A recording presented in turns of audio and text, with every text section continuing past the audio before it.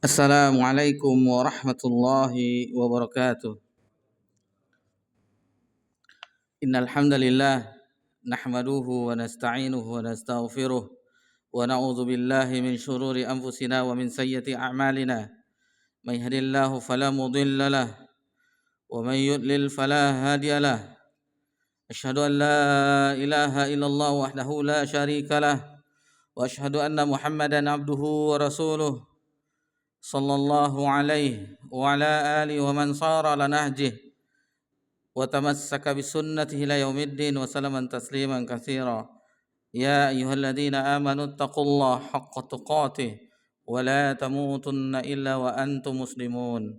Ya ayyuhan nasu taqu rabbakumul ladzi khalaqakum min nafsin wahidah wa khalaqa minha zawjaha wa batha minhuma rijalan katsiran wa nisaa'a واتقوا الله الذي تساءلون به والأرحام إن الله كان عليكم رقيبا يا أيها الذين آمنوا اتقوا الله وقولوا قولا سديدا يصلح لكم أعمالكم ويغفر لكم ذنوبكم ومن يطع الله ورسوله فقد فاز فوزا عظيما أما بعد فإنه أصدق الحديث كتاب الله وخير الهدي هدي محمد صلى الله عليه وسلم وشر الأمور محدثاتها وكل محدثة بدعة وكل بدعة ضلالة وكل ضلالة في النار.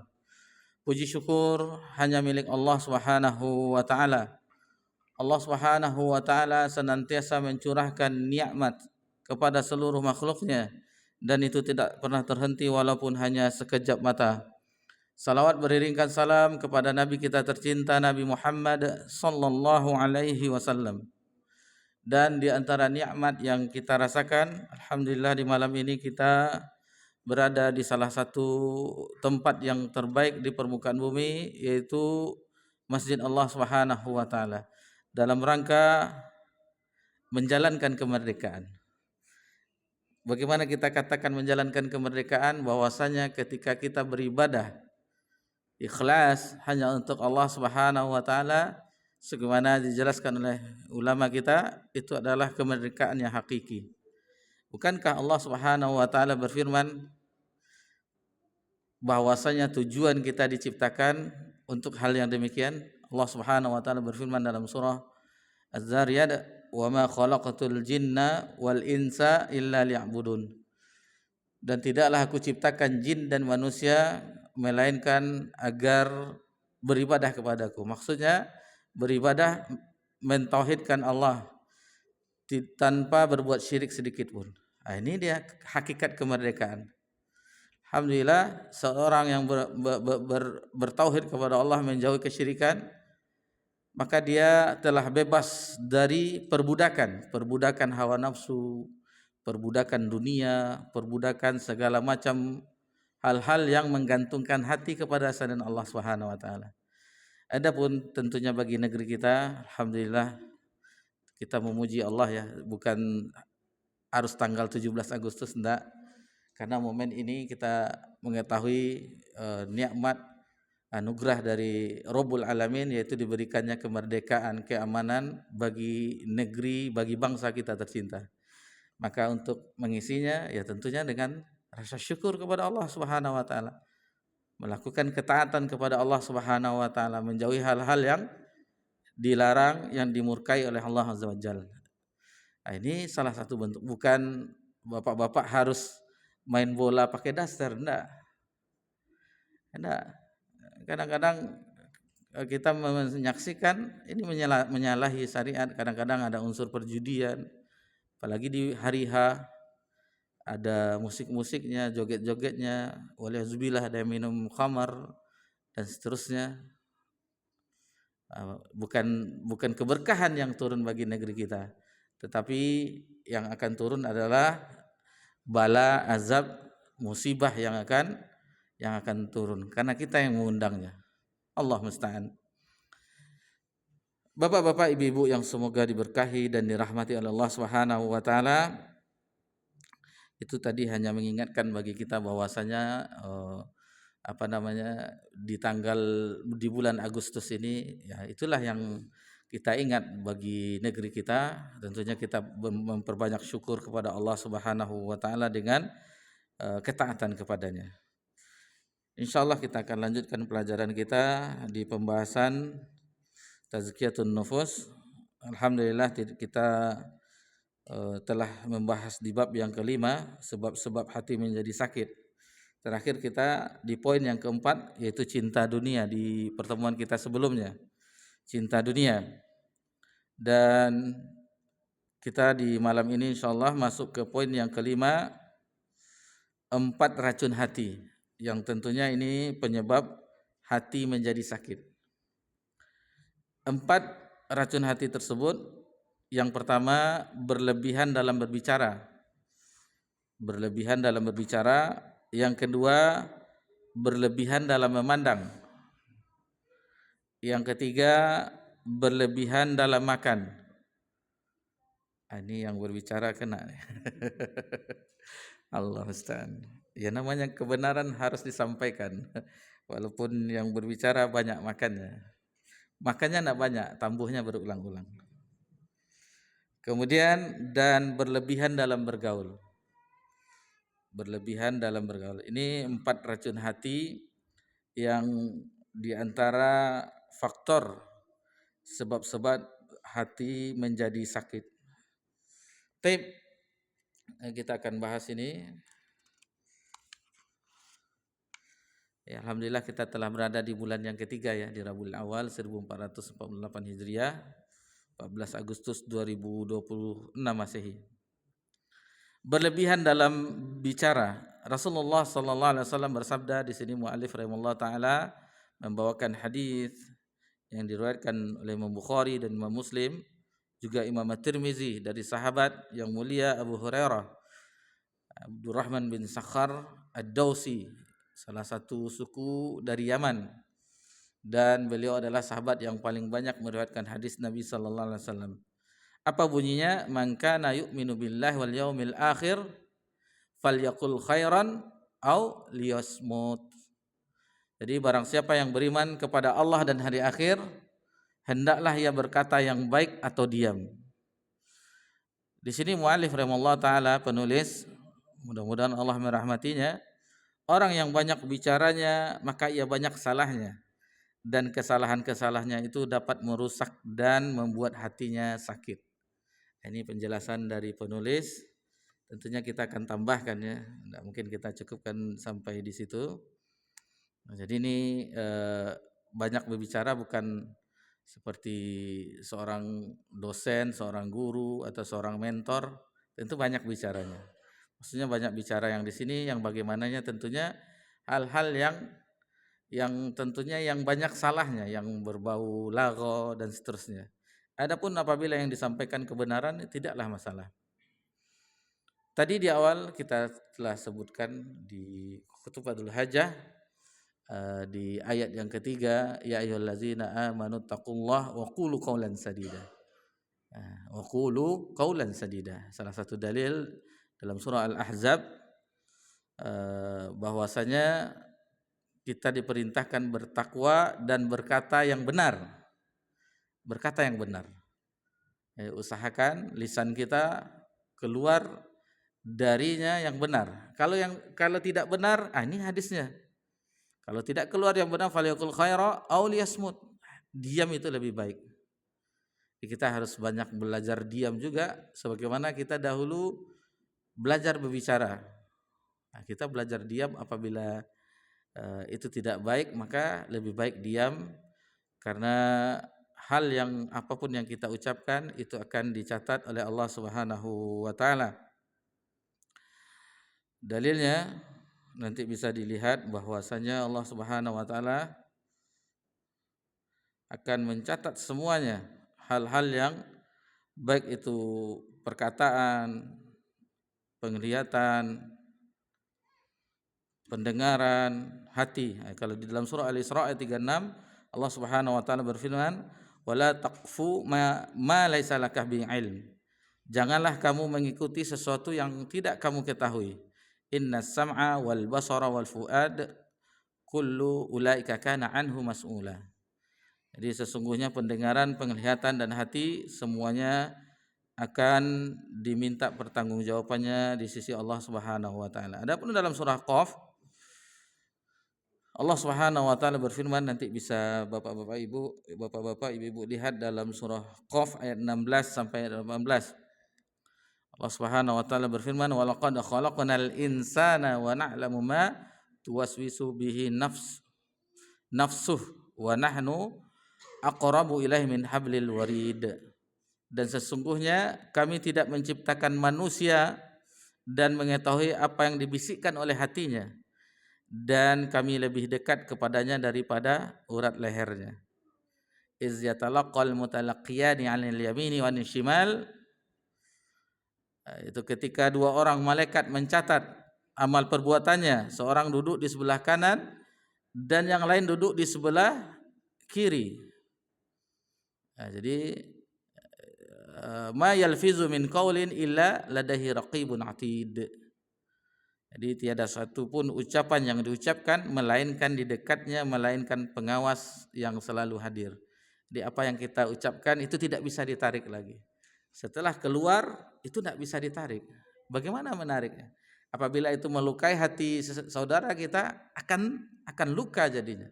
Luka dengan perkataan lebih tajam daripada luka sembilu. Perihnya itu menyayat hati. Itu makanya kalau orang-orang kita dahulu ya, orang tua kita dahulu berpesan, apa Pak pesannya? Orang-orang tua kita nggak tahu. Mangango dulu baru mengecek. Tahu lah Pak ya.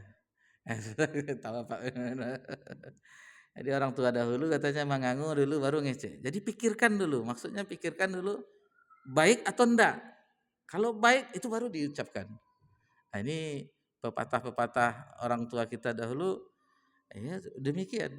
Jadi jangan asbun kita, asal bunyi, asal ngomong, enggak boleh. Begitulah agama kita agar mengatur segala yang kita ucapkan. Jangan sampai apa yang kita ucapkan itu penyesalan di hari kiamat. Karena kezaliman yang kita lakukan dari perkataan kita yang menyayat hati, ghibah dan seterusnya, ini merupakan kezaliman yang merupakan penyesalan di hari kiamat. Nah, ini hati-hati kita ya. Apa yang diperbanyak? Perbanyak tilawah. Perbanyak baca Quran, perbanyak zikrullah. Itu yang kita perbanyak. Perbanyak istighfar. Nah, berbanyak salawat kepada Nabi di hari Jumat tadi ya. Itu yang kita perbanyak. Jangan diperbanyak hal-hal yang akan membuat kita menyesal di akhirat. Adapun hadis-hadis sebenarnya masih banyak dan ayat-ayat pun masih banyak juga, cuman tentunya tidak semuanya. Adapun masalah ghibah ya, ghibah masih dari Abu Hurairah, anna Rasulullah SAW qol atadru mal ghibah. Nah, jadi ini salah satu metode dalam pendidikan ya, dalam pembelajaran. Nabi SAW yang bertanya awalnya. Nabi bertanya kepada para sahabat, apakah kamu mengetahui apa itu ghibah? Nah, jadi salah satu metode. Jadi ada beberapa hadis ya, banyak istilahnya sering Nabi itu awalnya memulai dulu. Seperti ya hadis yang lain, atadruna mani muflis, seperti itu. Tahukah kamu siapa orang yang bangkrut?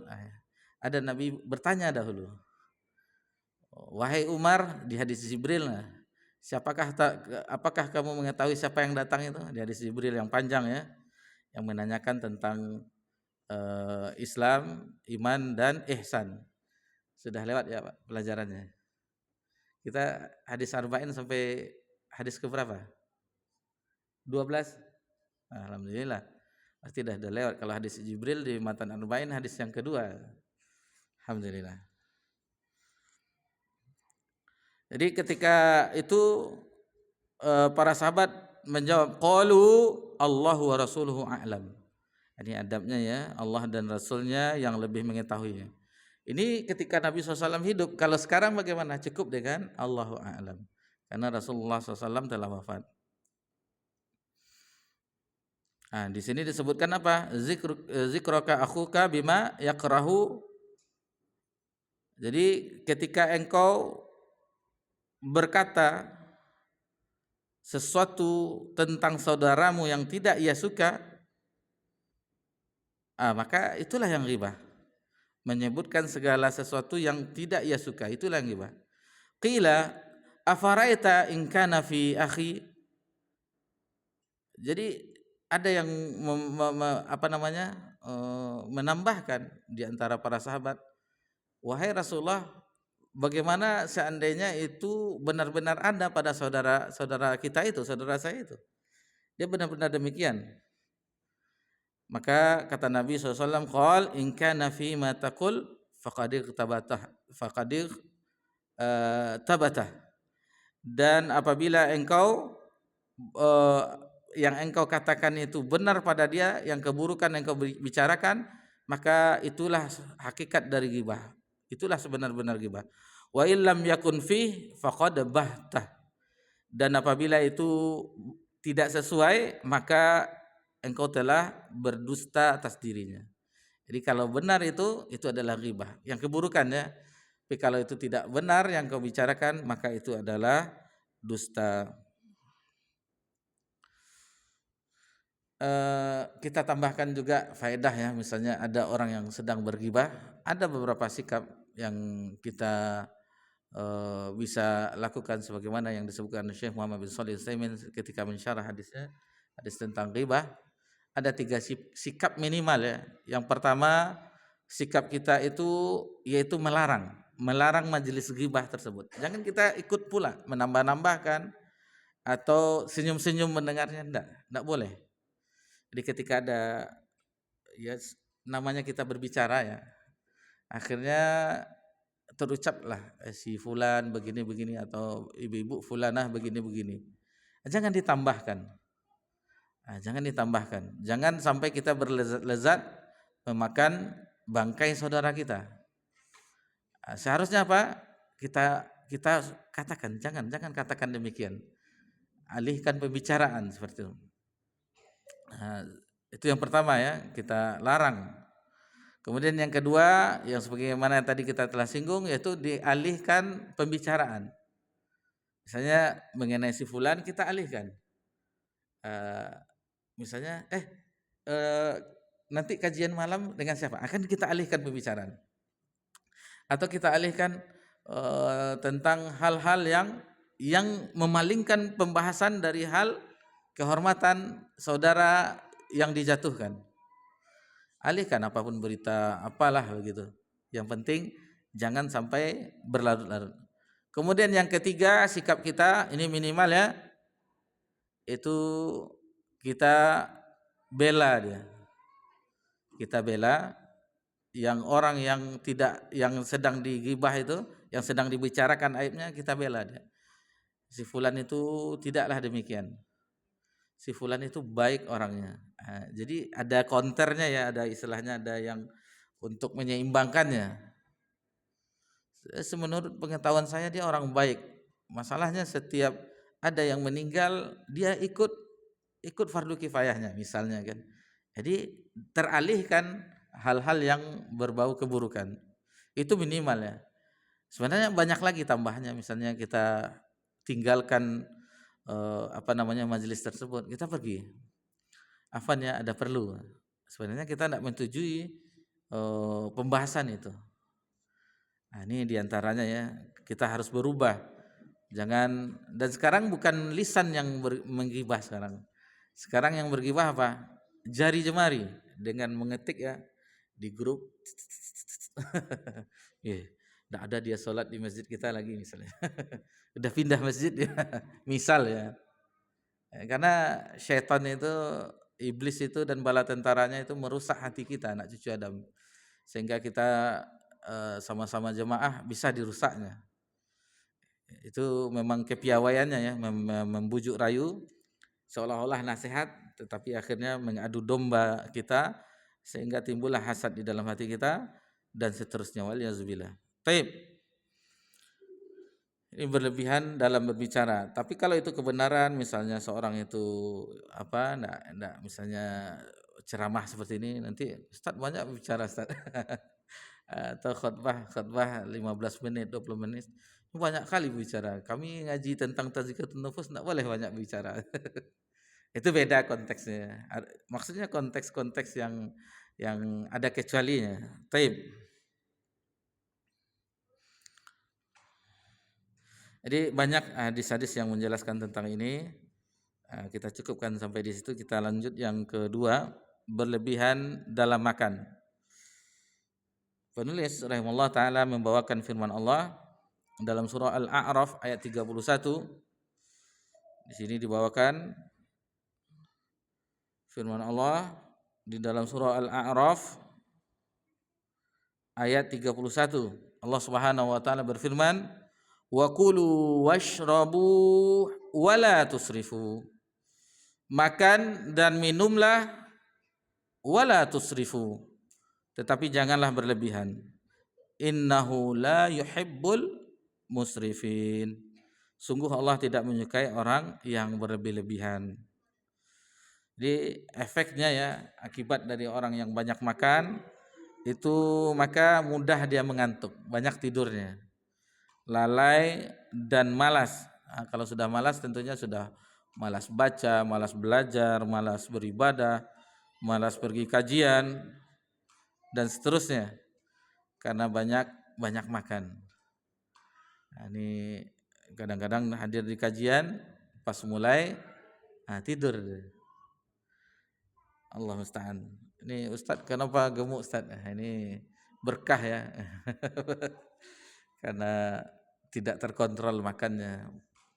Allah musta'an, ada usaha untuk diet tapi belum berhasil. Godaan masih begitu ya, masih salero ya Pak ya, masih belum bisa ditahan. Makan malam tiangnya masih belum bisa berhenti dari makan malam karena pulang kajian jam 9, setengah 10 makan. Siapa yang tidak menumpuk lemaknya? Mudah-mudahan Allah ini karena memang terasa berat. Mungkin sudah ada yang melihat ya kalau sholat di samping kita kayak mau jatuh Ustaznya. Karena berat, beban 132 kg. Allah musta'an. Kalau bapak-bapak yang beratnya 60, 2 kali saya Ustaz.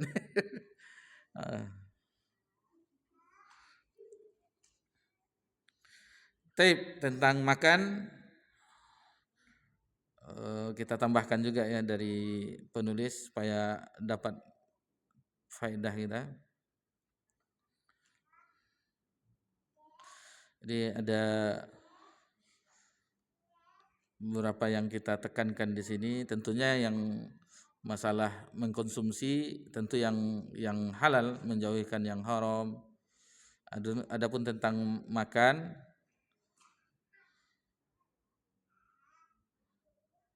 adapun tentang yang halal tadi dalilnya dalam surah Al-Baqarah ayat 168, ya ayyuhan nasu kulu mimma fil ardi halalan thayyiba.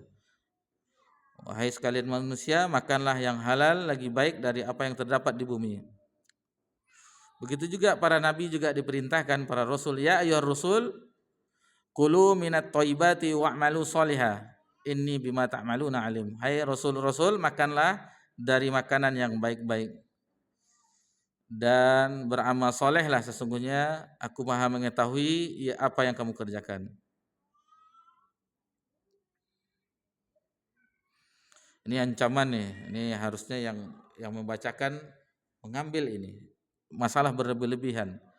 Hadis yang diriwayatkan oleh Ibnu Majah dan disahihkan oleh Syekh Al-Albani,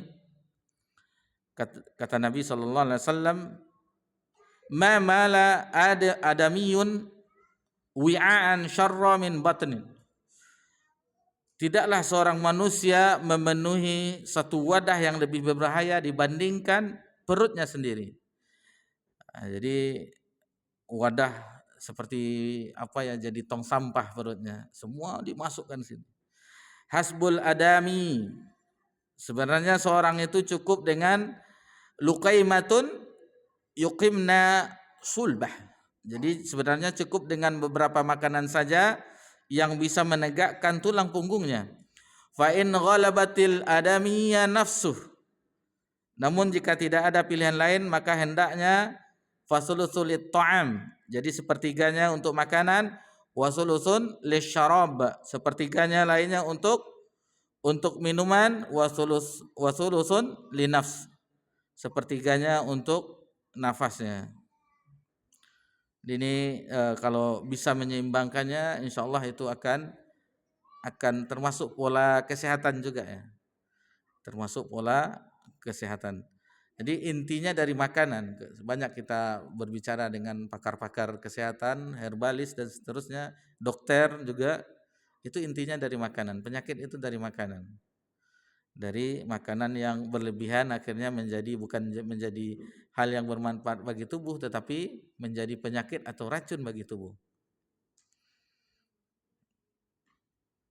Ini diantara ya yang kita bisa sebutkan. Adapun Nabi kita tercinta sallallahu alaihi wasallam sangat sederhana makannya ya, sangat sederhana, bahkan beberapa rembulan itu tidak mengepul dapur Nabi sallallahu alaihi wasallam. Jadi ditanyakan kepada Ummul Mukminin Aisyah radhiyallahu anha, apa yang dikonsumsi? Itu korma dan air. Taib itu mengenai berlebihan dalam makan.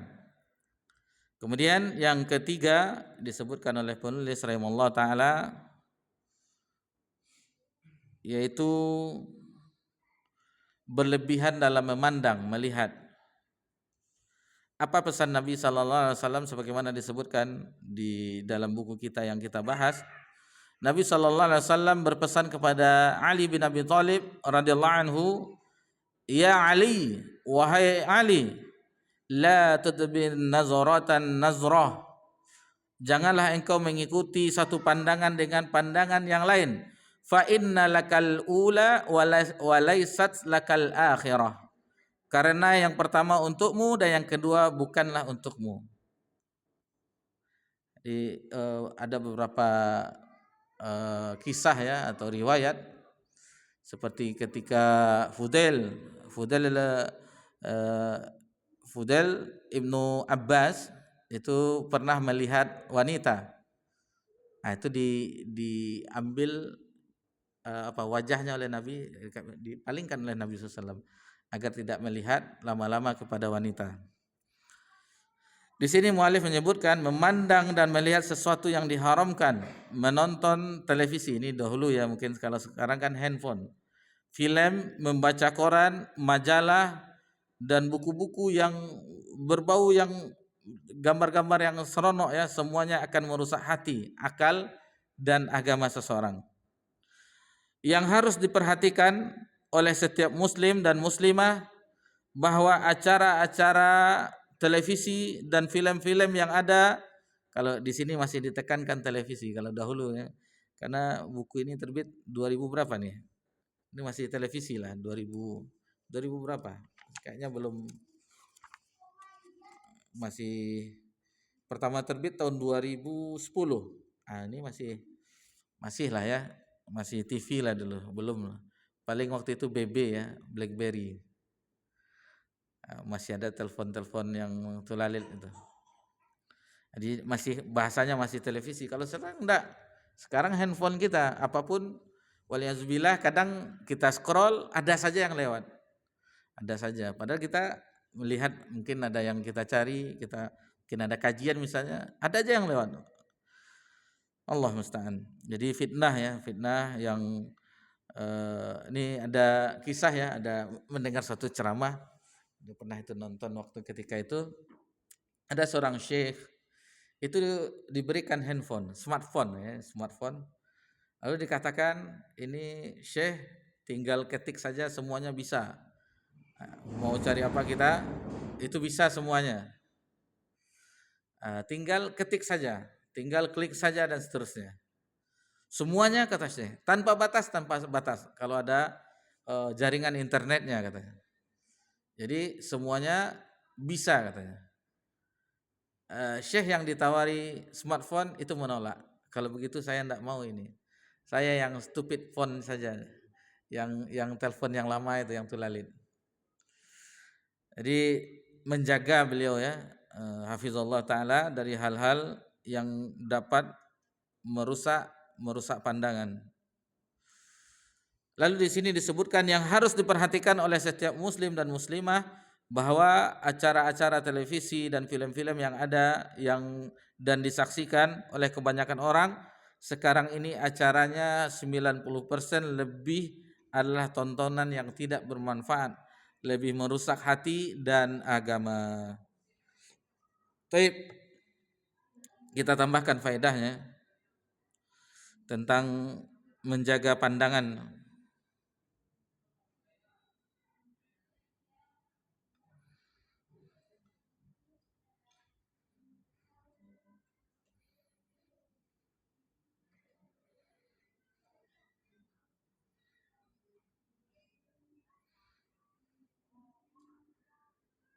Allah Subhanahu wa taala berfirman di dalam surah An-Nur ya ayat 30, Qulil mu'minina yaghuddu min absarihim. Jadi katakanlah kepada azan. Sudah azan. Kita dengarkan kumandang azan dulu, insyaallah baru setelah itu kita lanjutkan. Fadhil.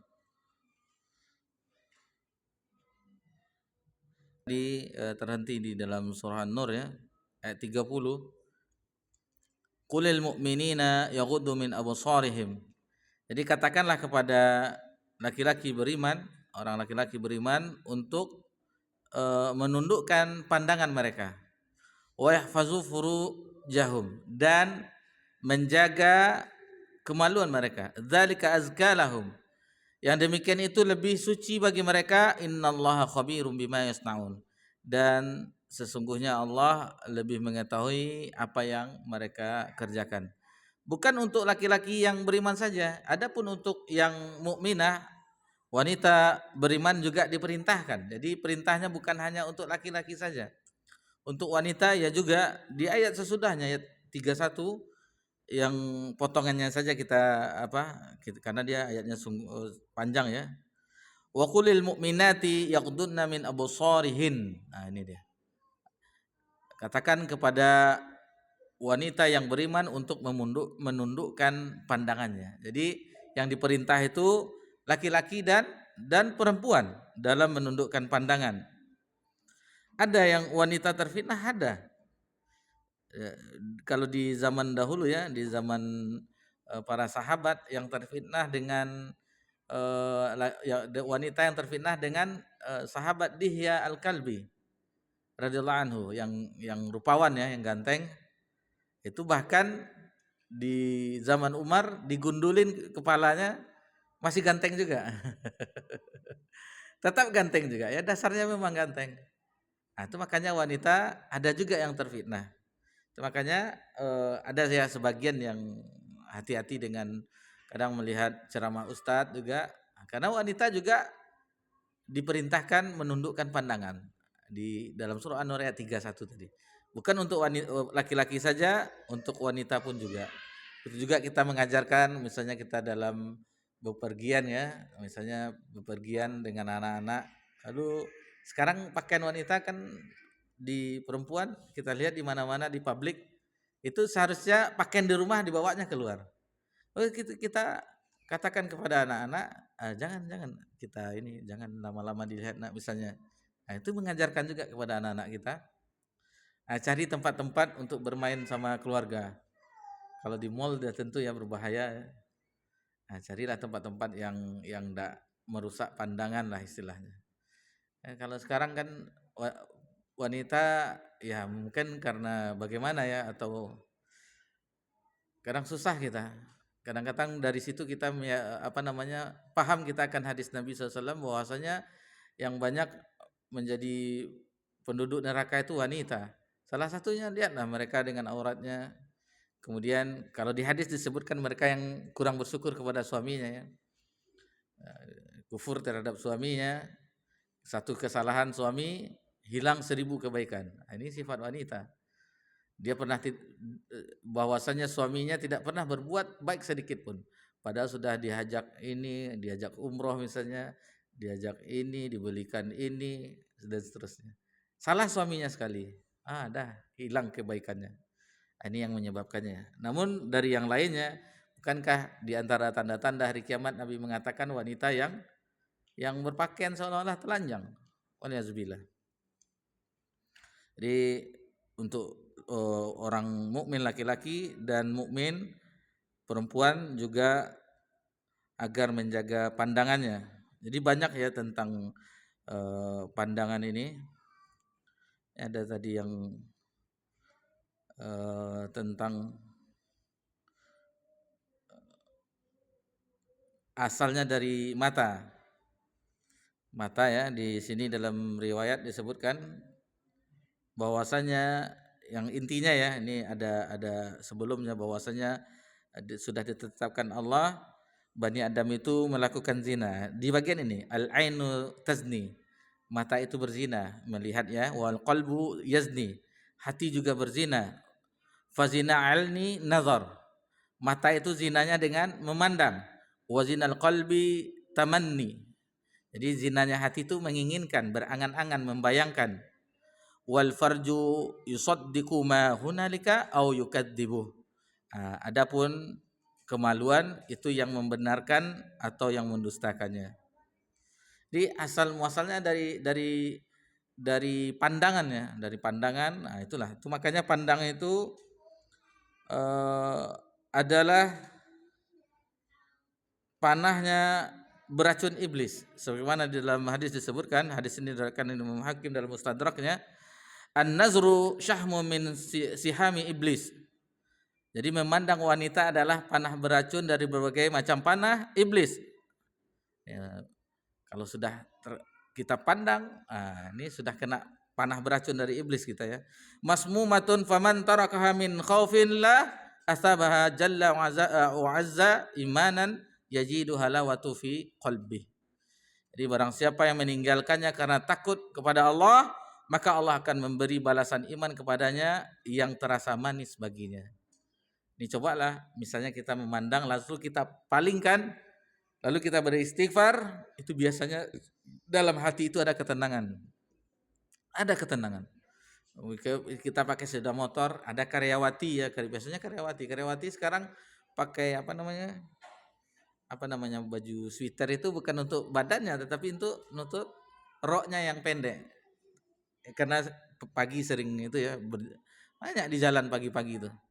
Nah, misalnya kalau nampak, palingkan istighfar, itu akan membuat hati kita menjadi tentram, lain rasa kenikmatannya, karena kita ingat akan Allah Subhanahu wa taala. Meninggalkan sesuatu karena Allah Subhanahu, meninggalkan maksiat maksudnya. Nah, jadi itu sesuatu yang di dalam hati itu merasakan yang tentram. Kita bisa berusaha untuk mengalihkan pandangan kita. Jadi benarlah ketika Nabi kita tercinta sallallahu alaihi wasallam bersabda, "Ma taraktu ba'di fitnatan adarra 'alal rijal minan nisa." Aku tidaklah meninggalkan cobaan yang lebih membahayakan bagi laki-laki selain dari cobaan berupa wanita. Nah, ini dia. Bukan, maaf ya, yang kajian juga dihiasi oleh iblis, setan. Itu bukan kita saja yang terfitnah. Misalnya kita terfitnah kan, misalnya ya, lihat akhwat, cadarnya melambai-lambai. Akhwat begitu juga, jenggotnya melambai-lambai. Sama-sama terfitnah. Ini orang yang sudah ngaji juga dapat cobaan. Ada salah seorang ustadz kita menceritakan kisah di Lipia ya, waktu di Lipia di Jakarta. Ada bagian lorong itu nih, gedungnya ada dua, ada lorong itu. Biasanya ikhwan dan akhwat ada berselisih jalan di situ. Nah, mahasiswa dengan mahasiswi. Lalu pas berselisih, ada mahasiswi lewat pakai cadar. Ini ikhwan, ustadz kita yang sedang menuntut ilmu, belajar, lewat. Cobalah kita lihat ke belakang, akhwat itu lihat juga ke belakang. Ternyata pas udah berlawanan arah, melihatlah ustadz kita ini dengan sahabatnya, lalu ternyata memang akhwat itu lihat ke belakang. Nah, jadi sama-sama ada fitnahnya sebenarnya. Yang laki-laki juga terfitnah. Tentunya orang-orang sudah mengaji, dia melihatnya yang sesuai dengan ilmunya. Begini laki-laki begini dan seterusnya. Allah musta'an. Ini tentang pandangan ya. Berusaha untuk mengalihkan pandangan dan hal-hal yang bisa merusak hati, kotor hati dari hal-hal yang terpandang. yang dipandang yang tidak jelas, maksudnya yang berbau maksiat. Kemudian yang keempat, yang terakhir pada bab pembahasan ini, itu tentang bergaul. Bergaul di sini muallif rahimahullah taala menyebutkan hadis dari Nabi SAW. Rasulullah SAW bersabda, "Al-mar'u ala dini khalilih." Jadi seseorang itu agama seseorang itu berdasarkan khalilnya, temannya. Falyanzur ahadukum may yukhalil. Dan perhatikanlah terhadap siapa salah seorang kamu berteman, perhatikan sahabatnya bagaimana. Jadi orang yang pandai bergaul adalah orang yang bergaul dengan orang-orang yang menyelamatkan dirinya dari kemurkaan Allah Subhanahu wa taala, dari siksaan Allah Subhanahu wa taala. Jadi dia bergaul dengan orang-orang yang soleh, dengan orang-orang yang baik, yang akan membawa dirinya pada ketaatan. Maka pandai-pandailah dalam memilih teman agar kita selamat dunia dan akhirat. Adapun pembahasan di buku kita sampai di situ. Kita tambahkan pembahasannya sedikit lagi tentang masalah pergaulan ya, teman. Ini banyak sebenarnya faedah-faedah yang bisa kita ambil dari pertemanan. Tentunya kita seperti tentang berteman dengan orang yang bertakwa ya, orang beriman. Di hadis yang lain diriwayatkan Imam Abu Daud, Tirmizi dan yang lainnya, la tusahib illa mu'minan wa la ya'kulu ta'amik illa taqi. Janganlah engkau bergaul kecuali dengan seorang mukmin. Janganlah memakan makananmu melainkan orang yang bertakwa. Di tentang pergaulan Nabi juga mempermisalkan seperti minyak wangi ya. Orang yang baik itu seperti minyak wangi.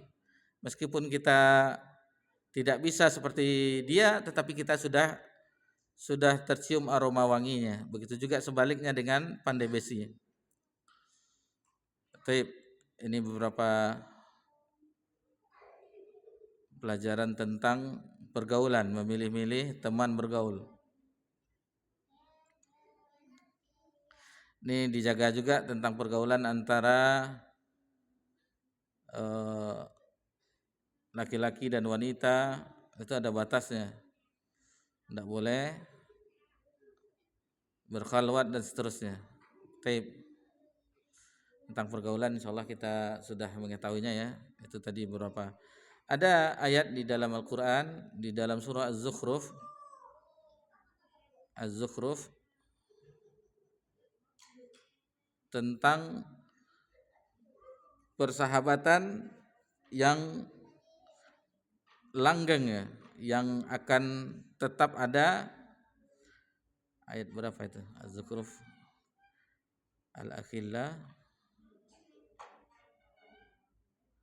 ayat 50. Dalam surah Az-Zukhruf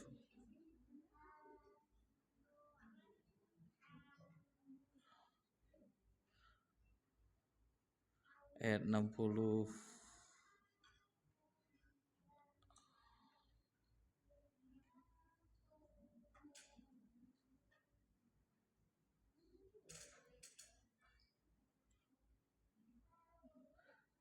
Ayat 68. Allah Subhanahu wa taala berfirman, Al-akhillau yauma idzin ba'duhum li ba'din aduwwun illal muttaqin. Ini persahabatan, pertemanan yang didasarkan dengan ketakwaan. Jadi teman-teman akrab pada hari itu, maksudnya di hari kiamat, sebagiannya menjadi musuh bagi sebagian yang lain kecuali orang-orang yang bertakwa. Jadi orang-orang yang bertakwa itu rasa kasih sayangnya, rasa cintanya itu langgeng. Karena dia tidak mau melakukan hal-hal yang diharamkan oleh Allah. Tidak mau berbuat syirik, tidak mau berbuat maksiat, orang-orang yang bertakwa. Lalu karena hal yang demikian akhirnya cintanya kekal sebagaimana cinta Allah yang kekal terhadap orang-orang yang bertakwa. Yang pertemanan tersebut itu bermuara di surga Allah Subhanahu wa taala. Ini sebagaimana dijelaskan oleh Syekh As-Sa'di dalam tafsirnya. Jadi muara orang-orang yang bertakwa itu pertemanannya, kasih sayangnya, cintanya, semuanya pertemanan, suami istri, hubungan dengan anak, ini sampai ke surga dengan landasan ketakwaan. Ini maka kita perhatikan dengan siapa kita bergaul. Mungkin kita dahulu ya, mungkin bapak-bapak kita yang orang-orang tua kita dahulu yang sudah lama hidup ya, bagaimana dahulu dia dengan pergaulannya, dan kita pun dahulu merasakan besarnya pengaruh teman tersebut. Bagaimana teman itu menarik kita agar ikut mereka. Jadi pilih-pilihlah teman tersebut. Alhamdulillah kita dengan adanya masjid ini, Masjid Taqwa, kita erat, istilahnya kita pererat hubungan ukhuwah kita jalin dengan keimanan, dengan ibadah di dalamnya, dengan sholat berjamaah, dengan kajian dan seterusnya kegiatan-kegiatan yang ada di sini.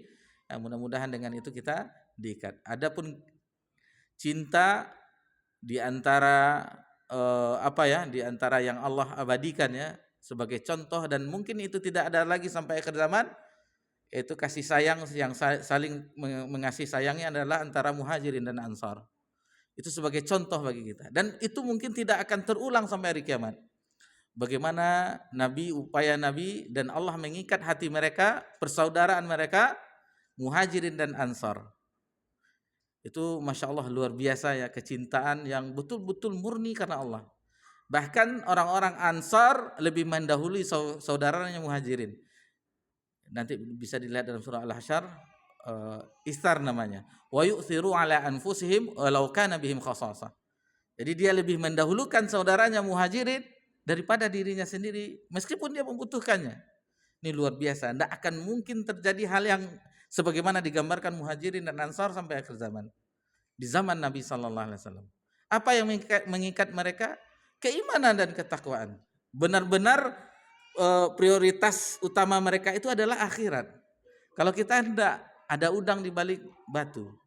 Kalau tidak menguntungkan, tidak mau. Ini mereka tidak. Mereka betul-betul karena Allah Subhanahu Wa Taala. Itulah mereka merasakan lezatnya, manisnya keimanan karena mereka benci dan cinta mereka karena Allah Subhanahu Wa Taala. Sementara kita masih keuntungan duniawi, Allah musta'an. Inilah yang harus kita perhatikan ya di dalam memelihara adanya faktor-faktor yang merusak hati kita di bab yang kelima. Alhamdulillah mualif mencukupkan sampai 5 ya penyebabnya. Yang pertama yaitu syirik dan munafik, yang kedua bid'ah, yang ketiga ada yang ingat dosa dan maksiat, yang keempat cinta dunia, yang kelima baru yang barusan kita bahas yaitu 4 racun hati: berlebihan ketika berbicara, berlebihan dalam memandang, berlebihan dalam makan, dan berlebihan dalam bergaul. Itu di antara hal-hal di bab yang kelima yang dibawakan oleh penulis rahimahullah taala di dalam Tazkiyatun Nufus, Manhaj Ahlussunnah dalam Tazkiyatun Nufus. Insyaallah yang keenam nanti akan kita belajari setiap penyakit itu ada obatnya. Yang bab keenam insyaallah obat penyakit hati. Yang keenam insyaallah obat penyakit hati di bab yang keenam. Untuk hari ini, malam ini kita cukupkan sampai di sini. Mudah-mudahan Allah Subhanahu Wa Taala senantiasa membimbing langkah kita, memberikan kita taufik dan hidayahnya, memberkahi sisa-sisa usia kita di permukaan bumi ini, sehingga kita berusaha untuk senantiasa dalam ketaatan kepada Allah, menjauhi segala maksiat, sehingga yang kita inginkan dari akhir dari kehidupan dunia ini adalah penghidupan akhir dari kehidupan husnul khotimah, akhir yang baik tentunya. Wassallallahu ala nabiyyina Muhammad sallallahu alaihi wasallam wa ala alihi washabbihi ajma'in walhamdulillahi rabbil alamin. Wassalamualaikum warahmatullahi wabarakatuh.